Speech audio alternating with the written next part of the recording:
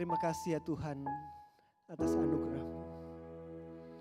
Pengharapan apakah yang kami miliki di tengah-tengah dunia yang sudah jatuh dalam dosa ini selain anugerah-Mu. Terima kasih ya Tuhan karena kami dikasih dengan kasih yang melampaui akal. Kasih yang bukan saja menyelamatkan kami tapi menopang kami, menuntun kami dalam pengembaraan kami di dunia ini sampai kami nanti berjumpa dengan Kau. Hanya anugerah-Mu ya Tuhan, hanya anugerah-Mu yang terus mengarahkan hati kami untuk terus mencari Engkau. Itu sebabnya kami ada di tempat ini saat ini Tuhan. Terima kasih untuk kesempatan kami boleh memuji anugerah-Mu. Dan saat ini sebentar kami akan juga mendengarkan firman-Mu. Berikan anugerah-Mu bukan saja untuk mengerti isi hati-Mu melalui firman-Mu. Tetapi supaya hidup kami boleh dikuasai oleh firman yang akan kami dengarkan. Selaraskan hati kami dengan hal-hal yang menyukakan hati-Mu ya Tuhan. Pekakan kami dengan hal-hal yang Kau mau bicarakan. Berkata-katalah ya Tuhan, kami anak-anak-Mu rindu mendengar. Di dalam Tuhan Yesus kami berdoa. Amin. Silakan duduk.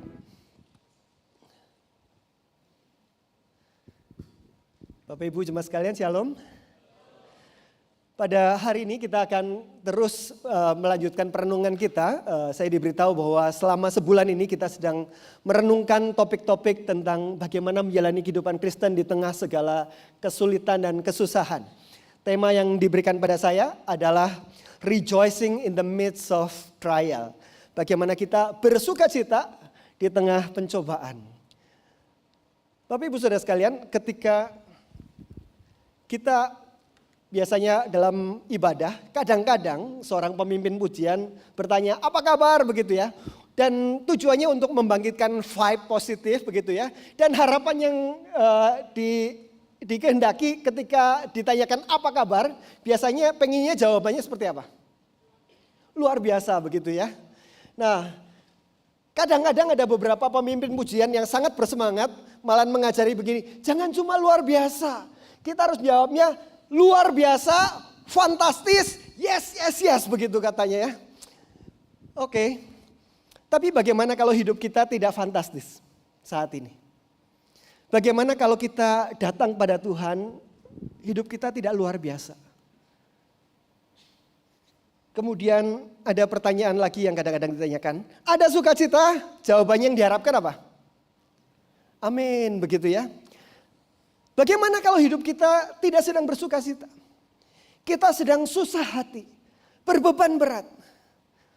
Terus diajak nyanyi lagu, tanggalkan beban dan kesedihan yang ada di dalam hatimu.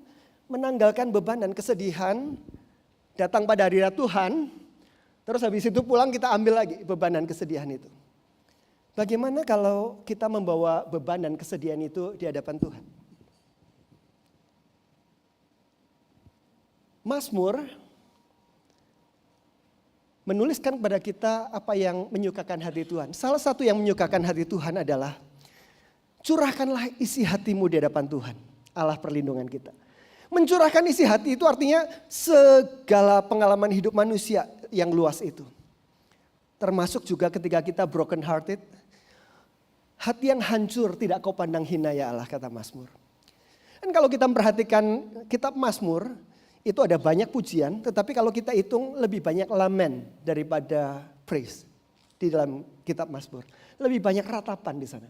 Bahkan di Alkitab kita punya satu kitab dari pasal pertama sampai pasal terakhir isinya ratapan. Judulnya ratapan. Jadi Bapak Ibu Saudara sekalian, di dalam kehidupan Kristen, di dalam kehidupan yang sudah jatuh dalam dosa ini, ada waktu-waktu di mana kita meratap, ada waktu-waktu di mana kita mengeluh, ada waktu-waktu di mana kita bertanya, dan itulah yang akan kita lihat sekarang dari seorang nabi yang namanya Nabi Habakuk. Saudara-saudara, kitab Nabi Habakuk ini ada 3 pasal dan diawali dengan ratapan. Ratapan Nabi Habakuk di bagian awal dia bertanya, berapa lama lagi ya Tuhan? Saudara-saudara, biasanya orang yang bertanya berapa lama lagi, itu orang yang lagi baru awal-awal, di tengah, atau sudah mentok banget di dalam pergumulannya. Udah mentok banget. Awal-awal masih disabar-sabarin gitu ya, terus masih gini-gini. Tapi loh kok sudah sekian lama ya? Kok kondisinya nggak berubah-berubah? Kok kayak begini terus berapa lama lagi ya Tuhan? Kita tidak melihat cahaya di ujung lorong ini, kayaknya gelap dulu. Ini sampai di mana? Hidup saya bakal kayak begini terus begitu. Itulah awal dari ratapan Nabi Habakuk. Aku berteriak tetapi tidak kau dengar. Aku berseru kepadamu tetapi tidak kau tolong. Apa yang dialami oleh Habakuk pada saat itu? Sebagai Nabi Tuhan, dia sedang berteriak tentang situasi di kondisi bangsanya. Habakuk adalah salah satu nabi yang ada pada akhir masa Israel Selatan sampai sebelum dia dibuang. Nah, Israel Utara dalam kondisi saat itu yang ibu kotanya Samaria sudah dikalahkan oleh Asyur, orang-orangnya diangkut di berbagai tempat dan ini sudah dihancurkan. Masih ada kerajaan Israel Selatan, ibu kotanya Yerusalem. Tapi kondisinya tidak baik-baik saja saat itu. Kondisi Israel Selatan ini digambarkan ada krisis moral dan sosial. Itulah yang dikeluhkan oleh Nabi Habakuk ini. Aku berseru padamu penindasan, ada penindasan di mana-mana. Tetapi tidak kau tolong. Mengapa engkau memperlihatkan padaku kejahatan sehingga aku memandang kelaliman. Aniaya, kekerasan, perbantahan, pertengkaran. Itu sebabnya hukum kehilangan kekuatannya, tidak pernah muncul keadilan. Dan dikatakan orang fasik mengepung orang yang benar, keadilan muncul terbalik. Saudara-saudara, kita nggak pengen hidup dalam kondisi seperti itu. Keadilan muncul terbalik itu artinya orang yang benar jadi salah, orang yang salah jadi benar. Orang yang benar dihukum, orang yang baik malah mendapatkan segala fasilitasnya. Tapi ibu saudara sekalian, akhir-akhir ini saya stres kalau lihat medsos ya, lihat kondisi bangsa ini. Ketika saya beberapa hari sengaja nggak lihat itu, rasanya hatinya lebih damai sejahtera ya. Kalau kelamaan lihat kondisi bangsa ini, lama-lama perlu ke psikolog juga kayaknya. Ada begitu banyak hal yang, tapi ini belum seberapanya yang dihadapi oleh kondisi Nabi Habakuk. Hukum kehilangan kekuatannya, tidak pernah muncul keadilan. Orang fasik mengepung orang yang benar, keadilan muncul terbalik. Bayangkan situasi yang chaotic seperti itu. Salah satu masalahnya adalah karena ada krisis kepemimpinan.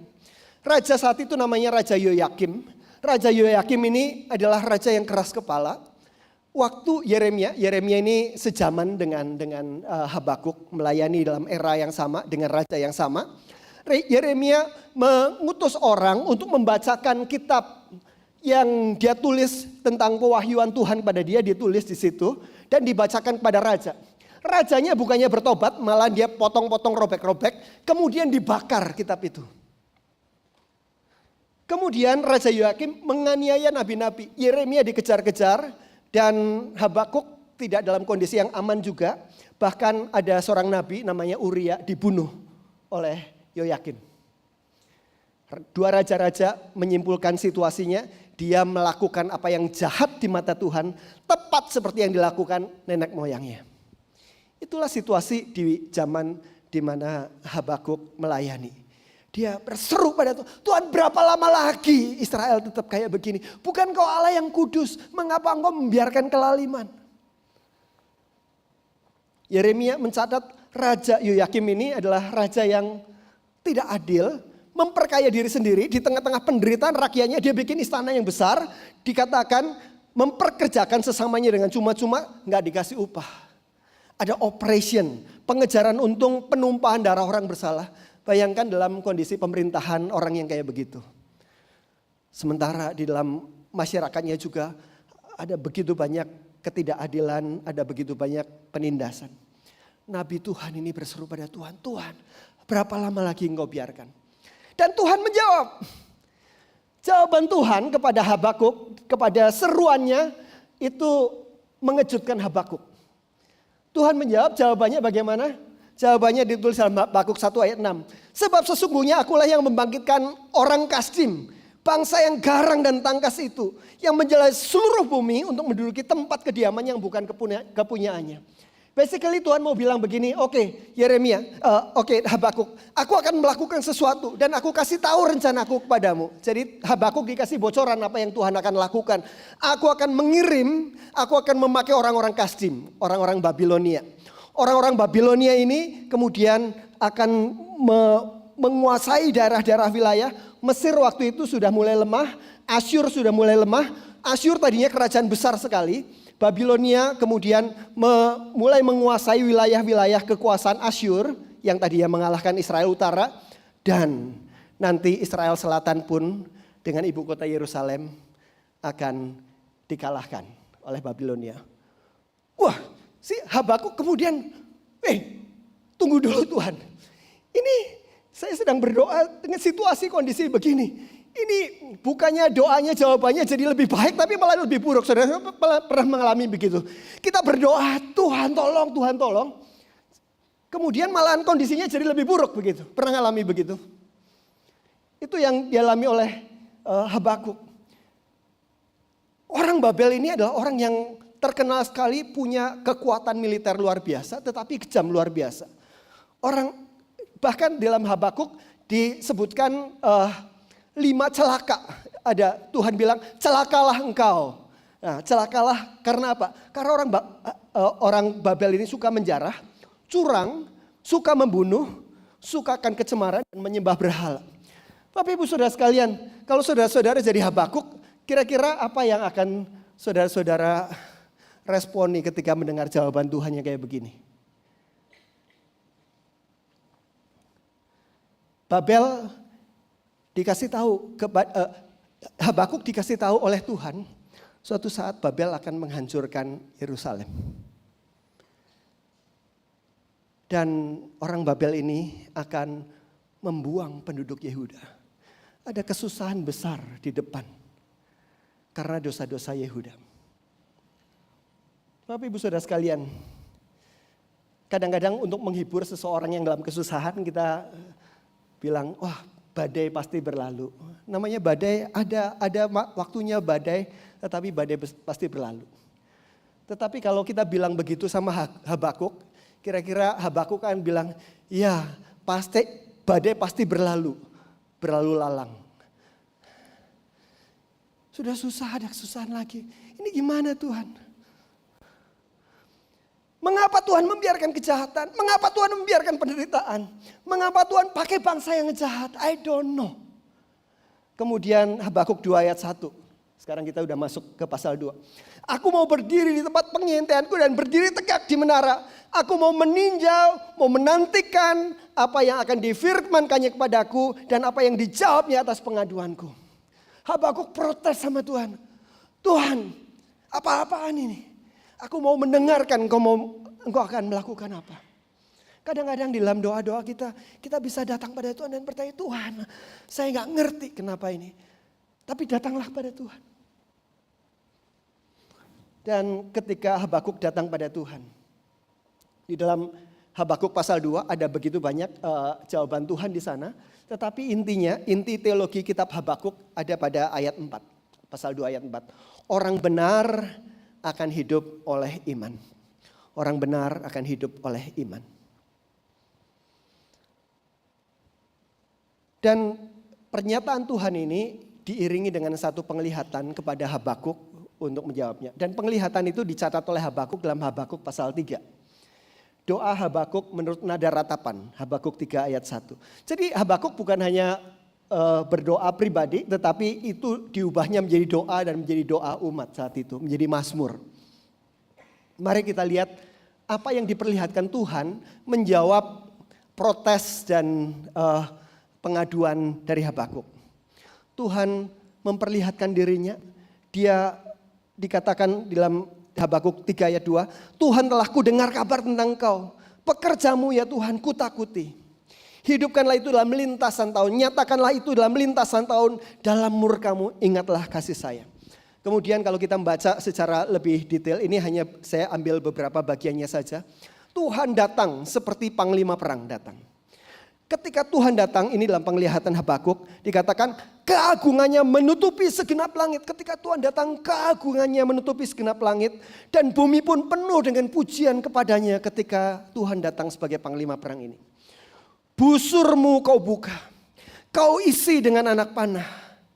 Matahari bulan berhenti di tempat kediamannya karena cahaya panahmu yang melayang maju. Jadi Tuhan mengambil anak panah dan meluncurkan anak panahnya itu. Dan matahari bulan berhenti tempatnya. Kilauan tombakmu yang berkilat. Dalam geramu engkau melangkah melintasi bumi. Dalam murka engkau menggasak bangsa-bangsa. Panglima perang itu, Tuhan itu datang dengan kuasanya. Engkau berjalan maju untuk menyelamatkan umatmu. Untuk menyelamatkan orang yang kau rapi. Engkau meremukkan bagian atas rumah orang-orang fasik. Kau buka dasarnya sampai batu yang penghabisan. Artinya hancur total rumah orang fasik ini. Ketika Habakuk mendengar penglihatan ini, melihat ini. Kemudian dia berkata, ketika aku mendengarnya, gemetarlah hatiku. Mendengar bunyinya, menggigillah bibirku. Tulang-tulangku seakan kemasukan sengal. Dan aku gemetar di tempat aku berdiri. Kita pun pasti akan begitu. Tetapi menarik, kemudian dia menuliskan sesuatu yang berbeda nadanya dengan itu. Namun dengan tenang akan ku nantikan hari kesusahan. Yang akan mendatangi bangsa yang dengan gerombolan menyerang kami. Jadi gemetar atau tenang begitu ya. Ya dua-duanya lah ya begitu ya. Gemetar, takut. Tetapi ada ketenangan karena ada Tuhan di sana. Basically ada 3 hal yang Tuhan mau tunjukkan melalui kitab Nabi Habakuk ini kepada hambanya. Yang pertama, Tuhan mau menunjukkan pada Habakuk bahwa Tuhan itu adalah Tuhan yang mulia. Tuhan yang berdaulat. Daulat itu memiliki segala kuasa. Tuhan yang mulia dan Tuhan yang berdaulat meskipun kadang terasa lambat. Berapa lama lagi?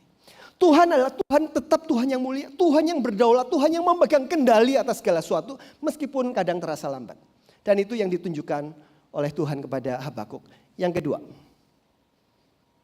penderitaan dan kejahatan bukan yang menentukan akhirnya. Meskipun seringkali tampak begitu berkuasa. Dan yang ketiga, Tuhan membela umatnya. Orang-orang yang berharap kepadanya. Basically 3 hal itu yang dikatakan pada Habakuk. Masih ingat gak? Yang pertama, Tuhan mulia dan bersama-sama ya. Tuhan mulia dan berdaulat. Meskipun kadang terasa lambat.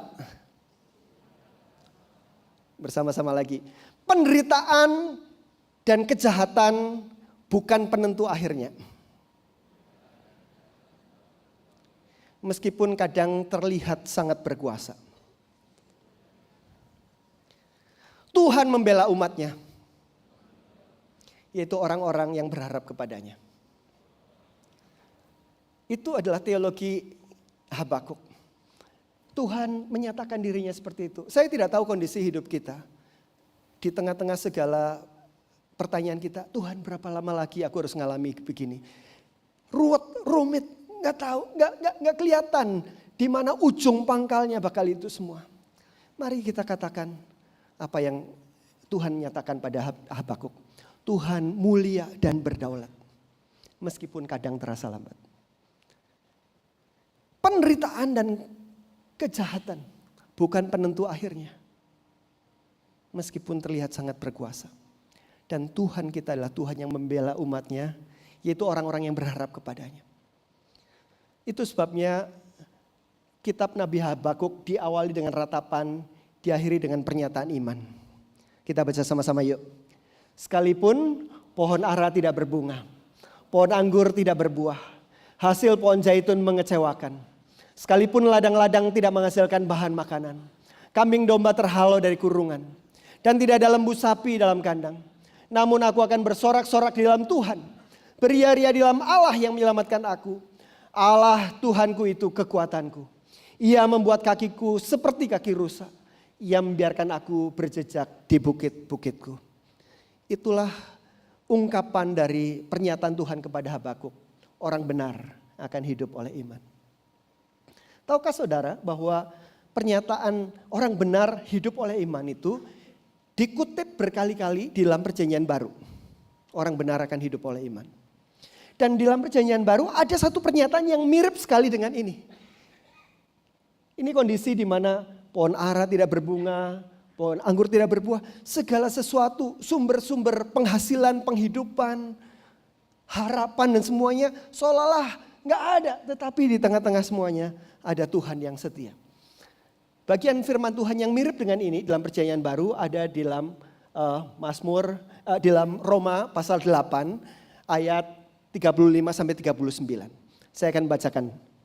Siapakah yang akan memisahkan kita dari kasih Kristus? Penindasan, kesesakan, penganiayaan, kelaparan, ketelanjangan, bahaya atau pedang? Seperti ada tertulis, oleh karena engkau kami adalah bahaya maut, sepanjang hari kami telah dianggap sebagai domba-domba sembelihan. Tetapi di dalam semuanya itu kita lebih daripada orang-orang yang menang oleh Dia yang mengasihi kita. Kemudian dilanjutkan, sebab aku yakin bahwa baik maut maupun hidup, malaikat-malaikat, pemerintah-pemerintah yang ada sekarang maupun yang akan datang, kuasa-kuasa yang di atas, di bawah, segala sesuatu makhluk lain, tidak akan dapat memisahkan kita dari kasih Allah yang ada dalam Kristus Yesus Tuhan kita. Apakah Paulus sedang menjadi seorang motivator yang berhadapan dengan orang-orang yang kesusahan, kemudian mau membangkitkan hatinya? Bukan. Di dalam bagian akhir dari Roma pasal 8 yang baru saja kita baca tadi, ada nyanyian yang mirip dengan nyanyian dari Habakuk. Ini adalah doa Paulus, adalah encouragement Paulus, karena Paulus habis menceritakan suatu kebenaran yang besar, yang kalau dalam bahasa Habakuk hidup oleh iman. Paulus menceritakan tentang siapakah Allah dan bagaimana Dia dealing dengan kita. Kemudian setelah menceritakan itu semua, inilah kesimpulannya. Dan kita perlu tahu bagaimana orang benar hidup oleh iman ini di dalam zaman kita sekarang. Kita bukan seperti orang-orang Israel pada zaman Habakuk. Kita punya permasalahan-permasalahan dan pergumulan kita sendiri yang mungkin saat ini sedang kita bawa di hadapannya. Pertanyaannya, bagaimanakah sebagai anak-anak Tuhan kita memandang segala pergumulan itu? Bagaimana kita menghayati orang benar hidup oleh iman? Iman yang seperti apa? Iman kepada apa? Inti kunci, ayat kunci dari teologi Paulus di dalam Roma 8 ada pada ayat 32. Ini yang menjadi tone teologi dalam seluruh pasal ini. Kita baca sama-sama yuk. Ia yang tidak menyayangkan anaknya sendiri, tetapi yang menyerahkannya bagi kita semua, bagaimanakah mungkin Ia tidak mengaruniakan segala sesuatu kepada kita bersama-sama dengan Dia? Ini adalah inti teologinya, kemudian yang akhirnya melahirkan pujian seperti itu. Mari kita memperhatikannya dengan pelan-pelan bagian ini, supaya kita betul-betul tahu di mana meletakkan jangkar iman kita. Saudara-saudara, yang sedang Paulus lakukan di dalam Roma 8 ayat 32 ini, dia sedang berargumentasi, sedang menyusun argumennya untuk orang-orang jemaat di Roma yang mendengarkan pengajarannya. Kalau kita belajar ilmu logika, Roma 8 ayat 32 itu mengikuti logika yang namanya a fortiori logic. A fortiori logic itu adalah logika dengan mendahulukan yang kuat. Forte itu kuat, a fortiori argumentasi dari yang kuat. Contoh supaya kita mudah memahami. Kalau ada pernyataan begini, jika kita dapat mengerjakan suatu soal matematika yang sulit sekali, pasti kita dapat mengerjakan soal-soal yang lebih mudah. Itu a fortiori logic. Mulai dari yang kuat dulu, yang susah dulu. Kalau ini bisa, pasti yang lebih mudah bisa. Itu a fortiori logic. Kita lihat yang tadi, yang susah kemudian yang mudah. Contoh yang lain, saudara-saudara. Kalau saya suruh anak saya, Sam, tolong pinjemin obeng ke tetangga, papa perlu. Kemudian saya mikir-mikir, nanti kalau nggak boleh, nggak enak pak, gitu, misalnya begitu. Saya melakukan a fortiori logic kepada anak saya. Nak, kalau papa pinjem mobil tetangga itu, tetanggamu itu akan kasih kuncinya ke papa, papa bisa pakai mobilnya. Apalagi cuma obeng, itu a fortiori logic. Yang susah duluan, kalau yang susah kemudian anak saya, oke, kalau begitu dia pergi. Nah, saudara-saudara, Paulus sedang mengatakan bahwa Ia Allah Bapa yang tidak menyayangkan anaknya sendiri, tetapi menyerahkannya bagi kita semua. Mari kita lihat yang bagian pertama dulu, yang susahnya dulu. Kita sedang berbicara tentang hidup oleh iman. Iman kepada apa? Iman kepada Tuhan yang tidak menyayangkan anaknya sendiri, tetapi menyerahkannya bagi kita. Kita mungkin bertanya, wait a minute, ini kok Tuhan yang menyerahkan ya? Bukankah Yudas yang menyerahkan Yesus? Dengan pengkhianatannya, dijual dengan 40 keping perak. Bagaimanakah dengan Pilatus? Pilatus punya kuasa untuk membebaskan Yesus. Tetapi dia main aman. Kemudian Yesus tetap harus menjalani hukuman. Bukankah Herodes dan orang banyak yang bilang salibkan dia. Bukankah Yesus sendiri yang menyerahkan dirinya sebagai korban? Bukankah kita yang menyerahkan Yesus karena dosa-dosa kita sehingga anak Allah harus menebusnya? Jawaban terhadap semua pertanyaan ini adalah iya. Itu semua. Tetapi saudara-saudara, di balik segala tokoh, segala orang yang membuat Kristus diserahkan, ada Allah Bapa. Roma 8 ayat 32 menyatakan bahwa ada satu hal yang unthinkable. Di balik semua pihak yang terlibat dalam kematian Yesus, ada Allah Bapa. Tuhan yang tidak menyayangkan anaknya sendiri, tetapi menyerahkannya untuk mati bagi penebusan kita. Menurut saudara itu susah atau gampang? Unthinkable. Tidak ada hal yang lebih besar daripada itu.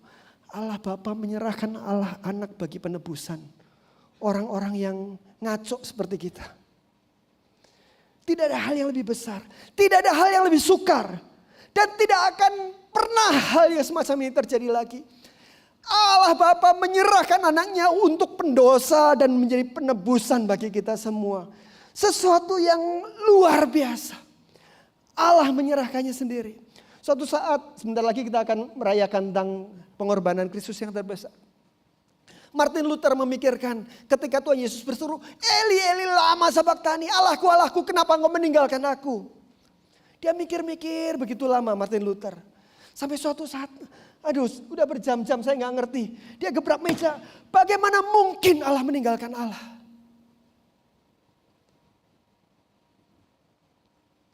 Allah menyerahkan anaknya untuk penebusan bagi kita. Sesuatu yang unthinkable, sesuatu yang sangat sulit.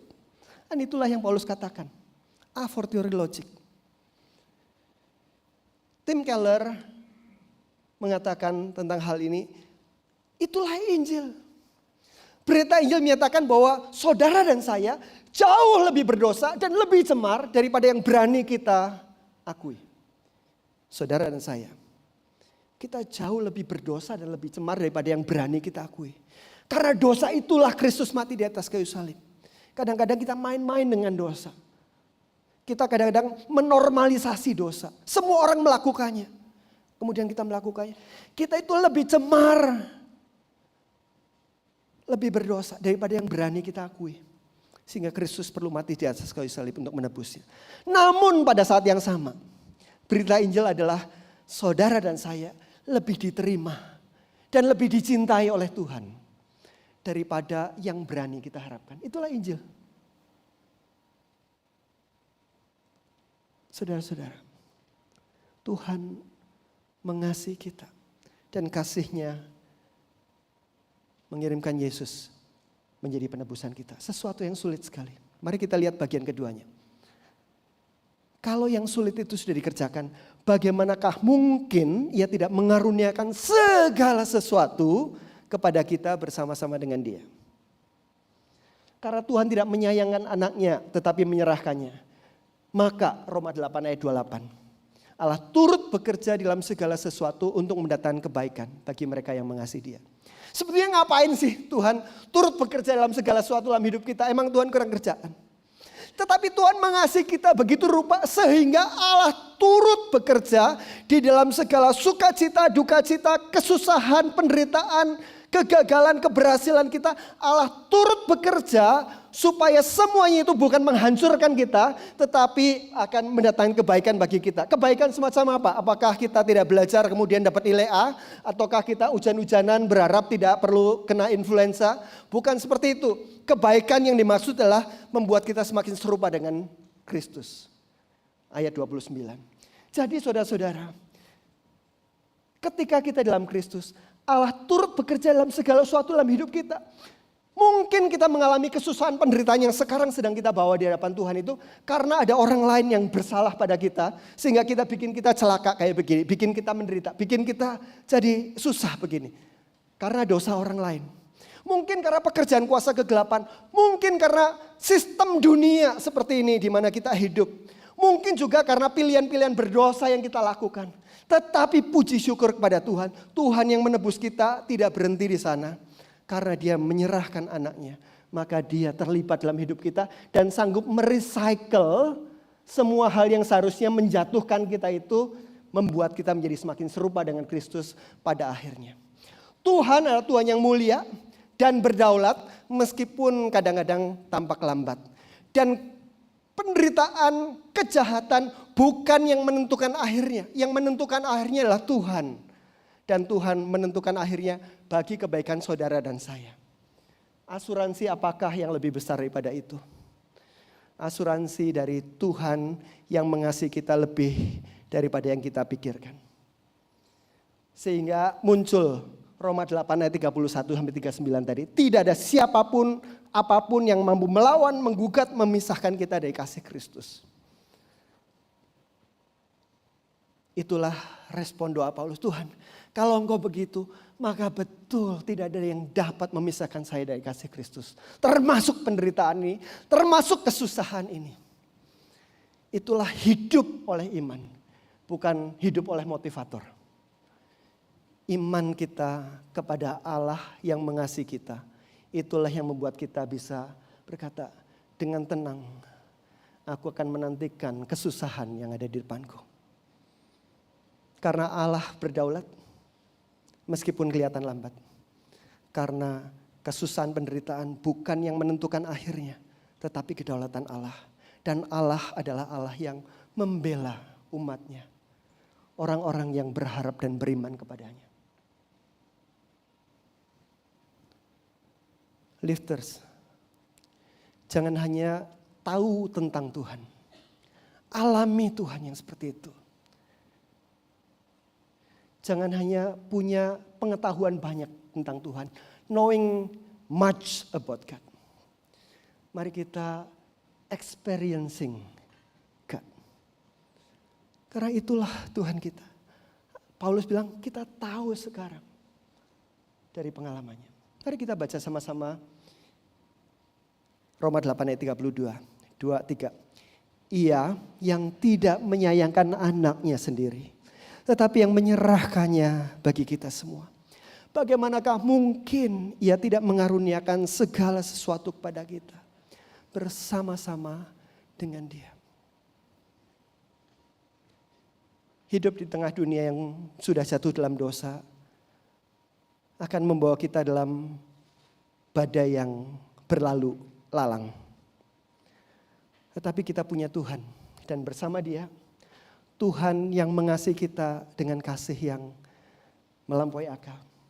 Kita bisa berkata seperti Habakuk, Tuhan itu kekuatanku. Ia membuat kakiku seperti kaki rusa. Membiarkan aku berjejak di bukit-bukitku. Bukit-bukit ini mungkin kelihatan naik turun jatuh bangun. Begitu bisa membuat kita tergelincir. Tetapi Tuhan membuat kakiku seperti kaki rusa. Menjalani segala pengalaman hidup kita di dunia. Sampai kita nanti berjumpa dengan dia. Tuhan itu kekuatanku. Itulah dasar sukacita kita di tengah-tengah segala penderitaan. Segala penderitaan dan kesusahan merupakan opportunity. Kesempatan kita untuk mengalami dia yang mengasihi kita.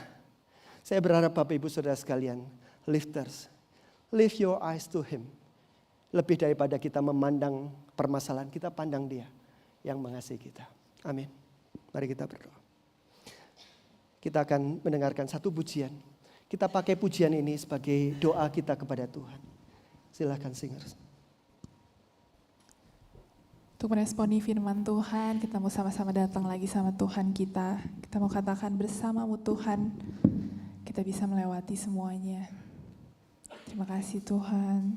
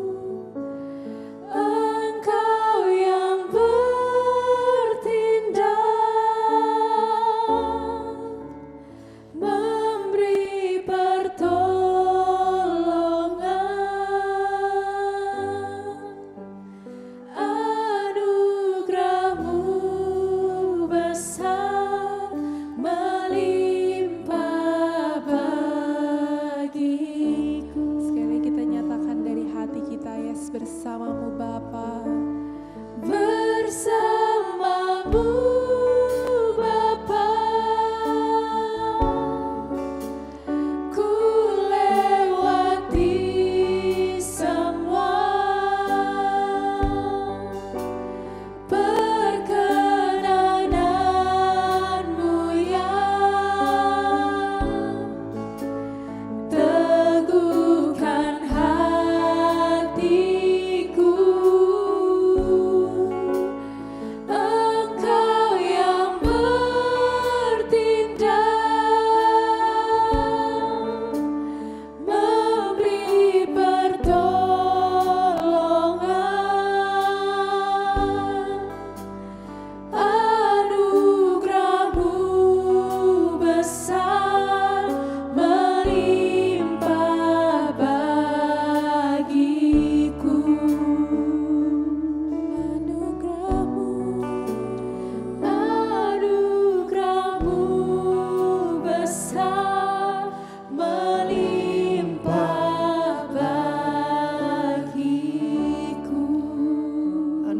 besar, anugerah-Mu melimpah bagi kami. Lebih daripada yang dapat kami doakan dan kami pikirkan. Karena itu Tuhan, bersama-sama dengan Engkau yang mengasihi kami dengan kasih yang melampaui akal itu, kami akan menjalani perjalanan hidup kami di tengah-tengah dunia ini. Karena kami tahu Engkau Allah yang mengasihi kami sehingga Engkau terlibat dalam hidup kami. Segala naik turun jatuh bangun hidup kami, Engkau ada di sana. Dan bukan hanya ada, tetapi Engkau dalam kedaulatan-Mu tidak mengizinkan penderitaan dan tidak mengizinkan kejahatan memberikan kata akhirnya. Tetapi Engkau sanggup mengubahkan itu semua bagi kebaikan kami, bagi karakter Kristus dalam hidup kami. Terima kasih ya Tuhan. Kami dikasih dengan kasih yang melampaui akal itu. Bahwa kami Tuhan, supaya tidak hanya mengerti Engkau dari kata orang.